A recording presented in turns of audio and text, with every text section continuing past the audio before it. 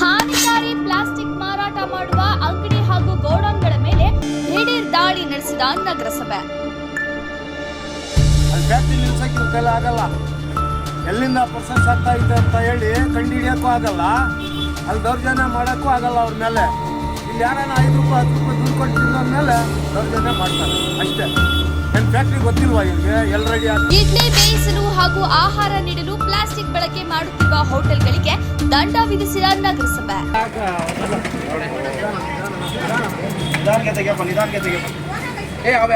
ಯಾವನು ದಿನ ಕೊಡಂಗಿಲ್ಲ, ಯಾರು ಪಬ್ಲಿಕ್ ಹೇಳ್ತಾ ಇದೀನಿ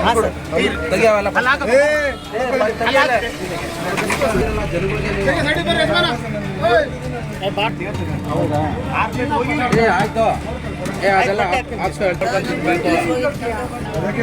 ಚೆಕ್ ಮಾಡ್ಬೇಕಪ್ಪ ಬಂದು ಏನ್ ಕೊಡ್ತಾರೆ ದುಡಿತಿದೆ ಕ್ಯಾನ್ಸರ್ಕಾರಕ ಪ್ಲಾಸ್ಟಿಕ್ ಬಳಕೆ ಮಾಡದಂತೆ ಸಾರ್ವಜನಿಕರಿಗೆ ನಗರಸಭೆ ಆಯುಕ್ತರಾದ ರುದ್ರೇಶ್ ಮನವಿ. ಇದನ್ನ ನಿಷೇಧಿತ ಪ್ಲಾಸ್ಟಿಕ್ಕನ್ನು ರಾಜ್ ಟ್ರೇಡರ್ಸ್ ಬಸ್ ಸ್ಟ್ಯಾಂಡ್ ಪಕ್ಕ ಇರ್ತಕ್ಕಂಥ ಅಂಗಡಿಯಲ್ಲಿ ಇದನ್ನು ಅವ್ರ ಅಂಗಡಿಯಲ್ಲೇ ಹುಡುಕಿದ್ವಿ, ಅಂಗಡಿಯಲ್ಲಿ ಸಿಗಲಿಲ್ಲ.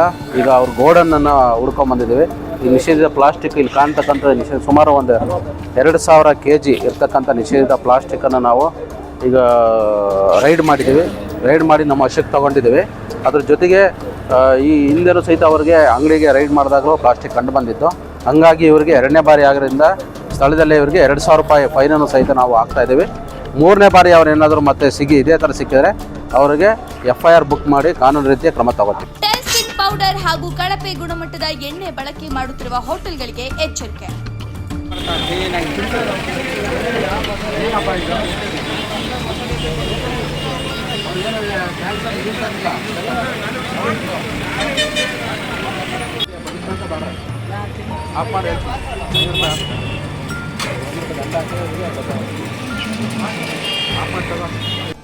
ಶಿರಾನಗರದಲ್ಲಿ ನಗರಸಭೆ ಆಯುಕ್ತರಾದ ರುದ್ರೇಶ್ ಹಾಗೂ ಅವರ ತಂಡ ಸೋಮವಾರ ಸಂಜೆ ದಿಢೀರ್ ಕಾರ್ಯಾಚರಣೆ ನಡೆಸಿ ಹಾನಿಕಾರಕ ಪ್ಲಾಸ್ಟಿಕ್ ಮಾರಾಟ ಮಾಡುವ ಅಂಗಡಿಗಳು ಹಾಗೂ ಗೋಡೌನ್ಗಳ ಮೇಲೆ ದಾಳಿ ಮಾಡಿ ಪ್ಲಾಸ್ಟಿಕ್ ಕವರ್, ಬ್ಯಾಗ್, ಲೋಟ, ಟೇಬಲ್ ರೋಲರ್ಗಳನ್ನು ವಶಪಡಿಸಿಕೊಳ್ಳುವುದಲ್ಲದೆ ಎಚ್ಚರಿಕೆ ನೀಡಿ ದಂಡ ಹಾಕಲಾಯಿತು.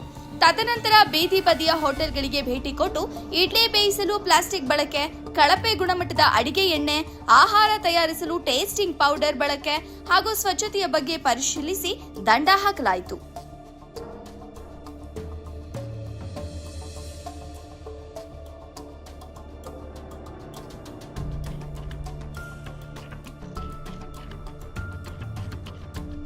ದಿನ ಕರ್ನಾಟಕ ಡ್ರೈ ಫ್ರೂಟ್ಸ್ ಬೇಕರಿ ಅಂಗಡಿಗೆ ಭೇಟಿ ನೀಡಿದಾಗ ಇವರು ನಿಷೇಧಿತ ಪ್ಲಾಸ್ಟಿಕ್ ವಸ್ತುಗಳನ್ನು ಮಾರಾಟ ಮಾಡ್ತಿರತಕ್ಕಂಥದ್ದು ನಮ್ಮ ಗಮನಕ್ಕೆ ಬಂದಿದೆ. ನಗರಸಭೆಯ ಹೆಲ್ತ್ ಇನ್ಸ್ಪೆಕ್ಟರು ಮತ್ತು ನಮ್ಮ ಸಿಬ್ಬಂದಿಗಳೊಂದಿಗೆ ಇದನ್ನು ನಾವು ರೈಡ್ ಮಾಡಿದಾಗ ಇಷ್ಟೆಲ್ಲ ಪ್ಲಾಸ್ಟಿಕ್ಕನ್ನು ಇವರು ಬಳಸ್ತಾ ಇರೋದು ಕಂಡು ಬಂದಿದೆ. ಇವರಿಗೆ ಈಗ ಎಚ್ಚರಿಕೆ ಕೊಡ್ತಾ ಇದ್ದೀವಿ. ಇಷ್ಟು ಪ್ಲಾಸ್ಟಿಕ್ಕನ್ನು ಬಳಸಿದರೆ ಇದು ಪರಿಸರಕ್ಕೆ ಮಾರಕ ಆಗಿರೋದ್ರಿಂದ ಈ ಥರದನ್ನು ನಾವು ಎಲ್ಲನೂ ಸ್ಕ್ರ್ಯಾಪ್ ಮಾಡ್ತೀವಿ. ಸ್ಕ್ರ್ಯಾಪ್ ಮಾಡಿ ಇದನ್ನು ರೀಸೈಕ್ಲರ್ಸಿಗೆ ನಾವು ಸಿಮೆಂಟ್ ಫ್ಯಾಕ್ಟ್ರಿಗೆ ಕಳಿಸ್ಕೊಡ್ತೀವಿ. ದಯಮಾಡಿ ನಾನು ಅವ್ರಿಗೆ ಎಚ್ಚರಿಕೆ ಕೊಡ್ತಾ ಇದ್ದೀನಿ, ಅಂಗಡಿ ಮಾಲೀಕರಿಗೆ ಇನ್ನು ಮುಂದೆ ಯಾವುದೇ ಕಾರಣಕ್ಕೂ ಪ್ಲಾಸ್ಟಿಕ್ಕನ್ನು ಮಾರಾಟ ಮಾಡಬಾರ್ದು. ಅವರು ಪರಿಸರ ಸ್ನೇಹಿ ಬಟ್ಟೆ ಬ್ಯಾಗನ್ನು ಬಳಸಬೇಕು ಅಂತ ಹೇಳ್ಬಿಟ್ಟು ಈ ಸಂದರ್ಭದಲ್ಲಿ ಅವರಿಗೆ ಎಚ್ಚರಿಕೆ ಕೊಡ್ತಾ ಇದ್ದೀನಿ. ಸರ್, ಇದು ಪರ್ಮನೆಂಟ್ ಮಾಡ್ತಾ ಇಲ್ಲ, ಯಾಕಂದರೆ ಯಾವಾಗಲೂ ಒಂದು 4 ತಿಂಗಳು 5 ತಿಂಗಳು ಮಾಡ್ತೀರಾ ಮತ್ತೆ ಸ್ಟಾಕ್ ಆಗುತ್ತೆ, ಈ ಥರ ಆಗ್ತಾ ಇದೆ. ಪರ್ಮನೆಂಟಾಗಿ ಇದಕ್ಕೊಂದು ಸೊಲ್ಯೂಷನ್ ಹುಡುಕ್ಬೇಕು. ಪರ್ಮನೆಂಟಾಗಿ ಅಂದರೆ ನಾವು ಪದೇ ಅವ್ರಿಗೆ ಪ್ಲಾಸ್ಟಿಕ್ ರೈಡ್ ಮಾಡಬೇಕಾಗುತ್ತೆ. ಯಾಕೆಂತಂದರೆ ವ್ಯಾಪಾರಸ್ಥರು ಅವರು ತಿಳ್ಕೊಬೇಕು ಸಿಟಿ ನಮ್ಗೆ ಚೆನ್ನಾಗಿರಬೇಕು ಅಂತ ಹೇಳ್ಬಿಟ್ಟು. ಯಾವತ್ತೂ ನಮಗೆ ಬೇರೆ ಕೆಲಸಗಳಿರುತ್ತೆ, ಪ್ರತಿದಿನ ಬಂದ್ಬಿಟ್ಟು ರೈಡ್ ಮಾಡೋಕ್ಕಾಗಲ್ಲ ನಮಗೆ. ದಯಮಾಡಿ ನಾನು ಅವರಿಗೆ ಎಲ್ಲ ವ್ಯಾಪಾರಸ್ಥರು, ಶಿರಾ ನಗರದಲ್ಲಿರ್ತಕ್ಕಂಥ ಎಲ್ಲ ವ್ಯಾಪಾರಸ್ಥರಿಗೂ ಮನವಿ ಮಾಡ್ಕೊಳ್ಳೋದು ಏನು ಅಂತಂದರೆ, ನೀವು ಪರಿಸರ ಸ್ನೇಹಿ ಬಟ್ಟೆ ಬ್ಯಾಗನ್ನು ಬಳಕೆ ಮಾಡಬೇಕು. ನಿಷೇಧಿತ ಪ್ಲಾಸ್ಟಿಕ್ ವಸ್ತುಗಳು ಅದು ಭೂಮಿಯಲ್ಲಿ ಕೊಳೆಯಲ್ಲ, ರೀಸೈಕ್ಲಿಂಗ್ ಆಗಲ್ಲ. ಹಂಗಾಗಿ ಅದನ್ನು ಬಳಸಬಾರ್ದು ಅಂತ ಹೇಳ್ಬಿಟ್ಟು ಈ ಸಂದರ್ಭದಲ್ಲಿ ಅವ್ರಿಗೆ ಮನವಿ ಮಾಡ್ಕೊತೀನಿ.